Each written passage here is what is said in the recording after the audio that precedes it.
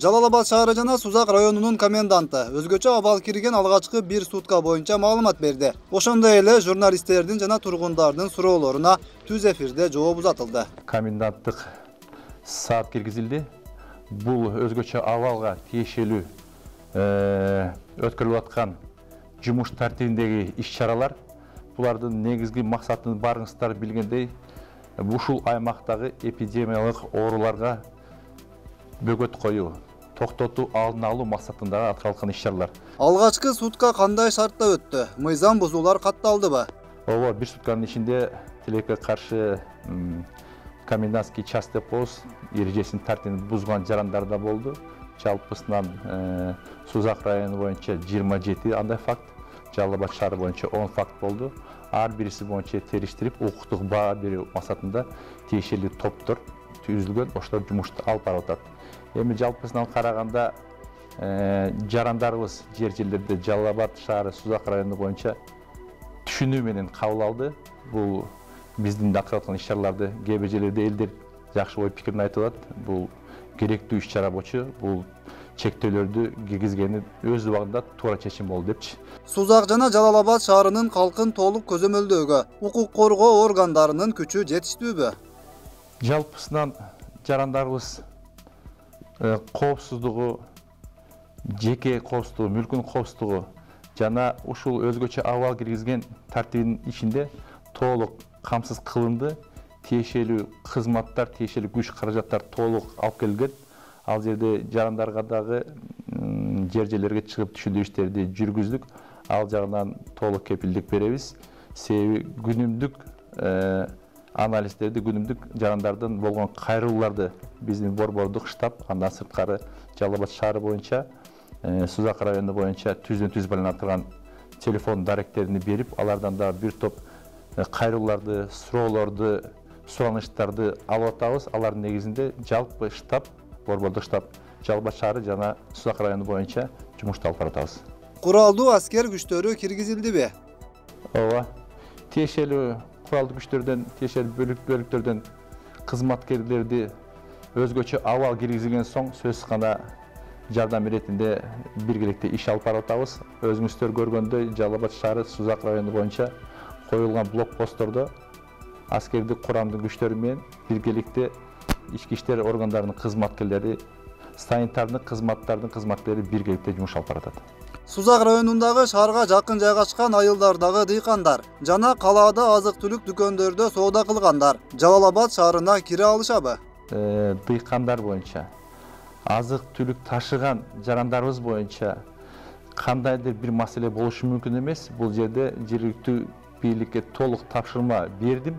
Алар тиешелүү мыйзамдарга жараша жана дыйкандардын шарттарына жараша жана бүгүнкү өзгөчө абалды эске алуу менен тиешелүү иш-чаралар жүргүзүп, сүйлөшүүлөр жүргүзүп, аларга болушунча мүмкүн болушунча ыңгайлуу шарттар түзүп берүүгө аракет кылып атабыз. Посттордо турган милиция кызматкерлерине атайын коргонуучу медициналык костюмдар берилеби? Жакшы суроо. Ал суроону биз өзүбүз деле ылгап карап, кызматкерлерди текшерүү учурунда постторго барып көзөмөлдөп атабыз. Ооба, бүгүнкү күндө мүмкүн болушунча кол каптар менен жана маскалар менен толук кызматкерлер камсыз болгон. Бул багытта кандайдыр бир кемчиликтер болсо жер-жеринде жергиликтүү бийлик өкмөт тарабынан түздөн-түз байланышып чечип атабыз. Бүгүнкү күндө кандайдыр милиция кызматкерлери же ошол постто турган башка тиешелүү кызматкерлердин медициналык жабдыктар менен камсыз болуу боюнча маселеси жок. Медицина кызматкерлери шаардагы жумушуна кантип посттордон өтө алышат? Керектүү кызматтар, бул ошолордун арасында медицина кызматкерлери деп эсептейбиз. Аларга биз бүгүнкү күндө обл администрация жана жергиликтүү областтык ооруканалар жетекчилиги тарабынан тизмелерди алганбыз. Бул тизмелердин негизинде булар эч бир тоскоолдуксуз түз посттордон өздөрүнүн кимдигин аныктоо документи менен алып өтүшү зарыл. Көчө күнү бүгүн кайрадан тиешелүү кызматтарга жана өзүбүздүн блокпосттордо өткөрүп аткан кызматтарды инструктаж өткөрдүк. Аларга толук дагы буйруктарды бердик. Ошол өтө турган кээ бир керектүү зарыл мамлекеттик кызматкерлердин бириси бул медицина кызматкерлер. Аларга сөз гана толук өткөрүп жана колдоо көрсөтүү биз тараптан толук колдонулат. Азык-түлүк ташыган унаалар өткөрүү кагазын сөзсүз түрдө алышы керекпи?